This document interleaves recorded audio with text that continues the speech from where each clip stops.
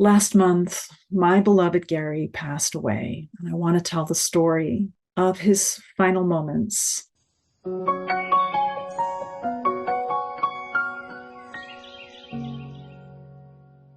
Gary had been ill for maybe 10 months, and we knew he had stage 4 cancer, and I knew that our time was limited together. I also knew that his dying was a natural process, and I really wanted to be present as much as possible, and I wanted him to leave this world surrounded by love. We handled being with his body in the most uplifting way that we could think of. He gradually got to a place where he couldn't walk anymore, couldn't speak anymore. His last words were, "I love you," to me. But then there were no more words. And I had the help of the hospice nurse, came in and checked a couple of times and gave me instructions on how best to care for him. But I was mostly by myself with him in those last few days. A couple of his friends did come by and help me transfer him to a hospital bed. Spent some time with him. People called. I put the phone on his chest so that he could hear their words to him, even though he couldn't respond. I had the sense that he could hear. I had the sense that he was aware. I had the sense that he wanted to say something back. He wanted to sit up and talk to people, but he just couldn't. His body was shutting down. Before he went unconscious and he could barely walk, he said very clearly, "I'm shutting down." He could feel it. As much as I was sad at his parting, that my primary thing was to be there for him. In the last night, I couldn't sleep in the same room anymore because a dying person makes all this sound with their breathing called a death rattle. In Gary's case, it went on for maybe 10 hours before he passed away. And I couldn't sleep, and I needed to get some sleep to be strong. So I would go and I would spend an hour or two on the couch and then come back in and check on him. And I would speak to him. And when I could really form sentences, I would sing to him, "May you be in supreme peace. May you rest. May you be surrounded by love and light." These kinds of things that gave a feeling to me that I wanted to share with Gary. Like, this is special. This is natural. This is something that I honor. I'm not afraid. Don't be afraid. And then when I knew that the time was very short, I let some friends know, "Could you please come and help me with Gary's body? I'd like to bathe him and dress him and honor him. Could you come and help me when the time comes?" And my friend Alex and my friend KJ agreed. So in that last hour with him, I prayed with him. I said a rosary holding his hand. Gary had written down the Hail Mary prayer, that line that says, "Hail Mary, Mother of God, pray for us now and at the hour of our death." I knew that was meaningful to him.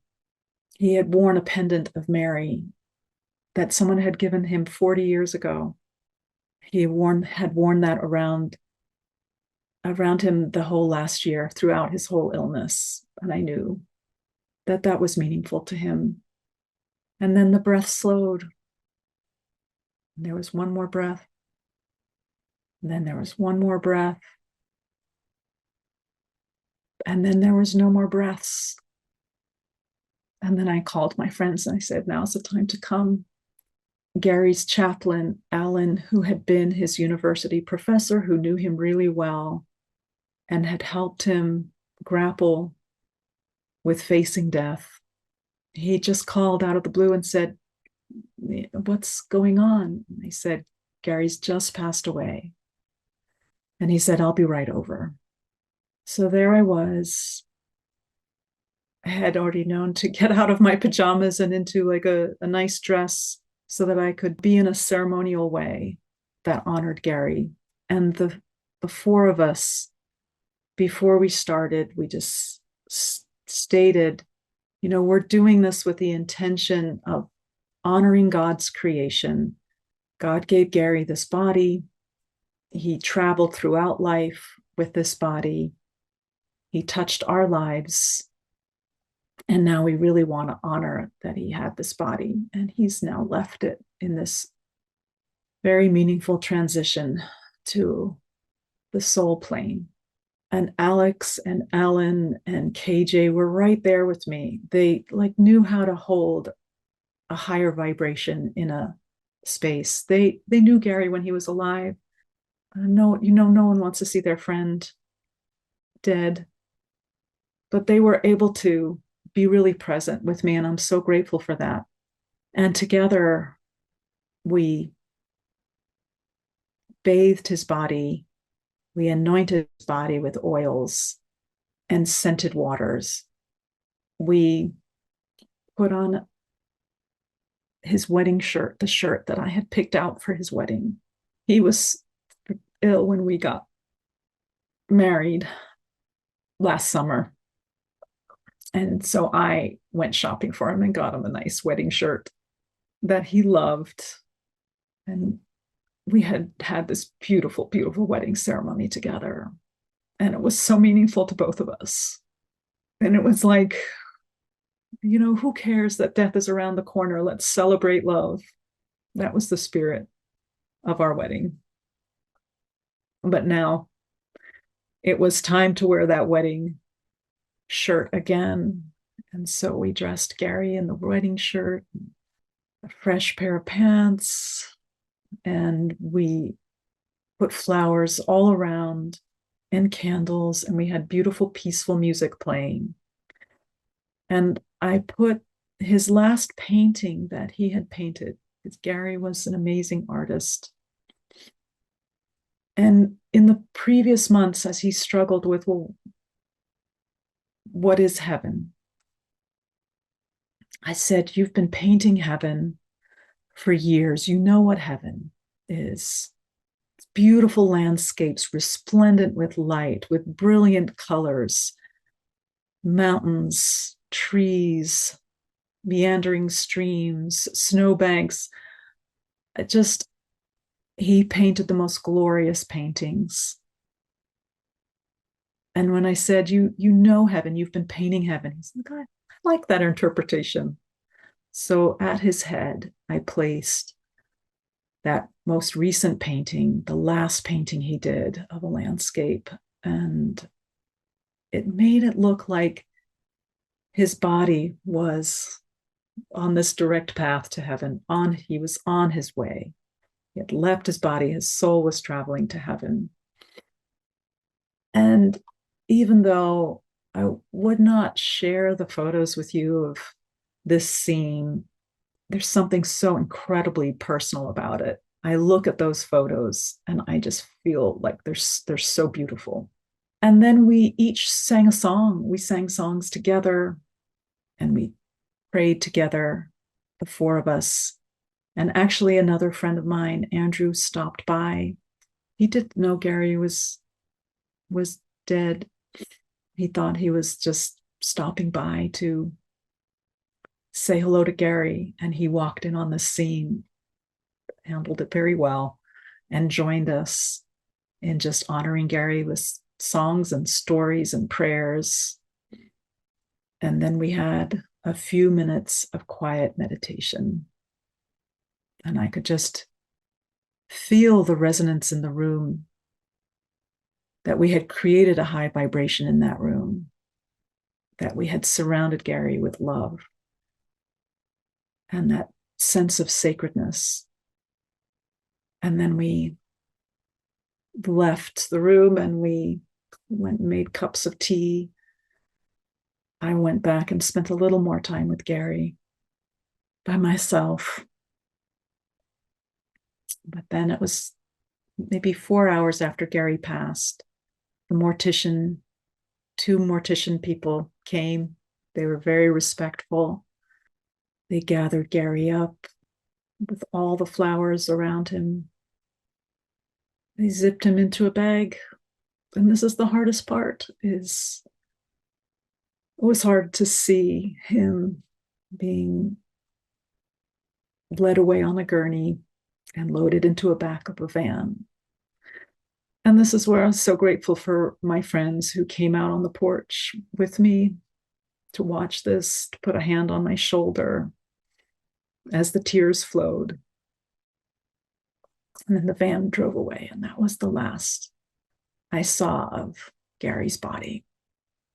The next morning, I woke up in the early hours before it was light. It was still dark. And in my mind, I just reached out to Gary's presence and felt his unique spirit, felt his love.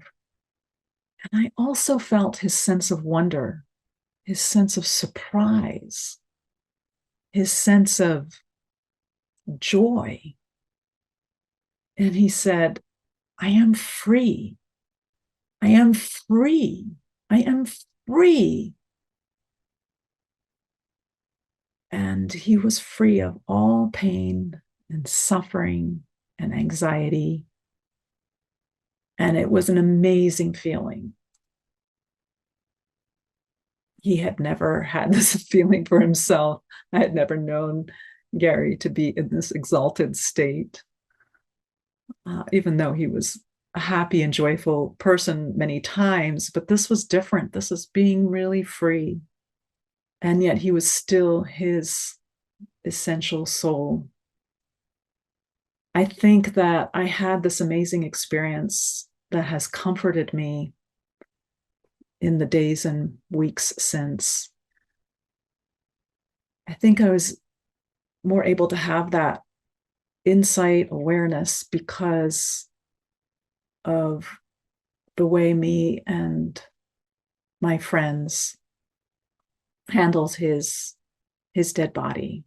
That we didn't go, oh, I can't look, but no, we engaged with love and honor and respect with his dead body in such a way that it created an opening. It created a greater understanding of that mystery of what happens when our loved ones pass away. I'm very grateful for the experience. I miss Gary so much. Part of me just is so sad that I cannot have his physical presence. But I'm also do feel uplifted by having a better understanding and sense of wonder about being so close to one of these essential stages of life, the end of life, the passing away, and merging with a higher vibration, a higher self. Thank you for listening to my story. I hope that if you are dealing with the passing of a loved one, that it has helped in some way.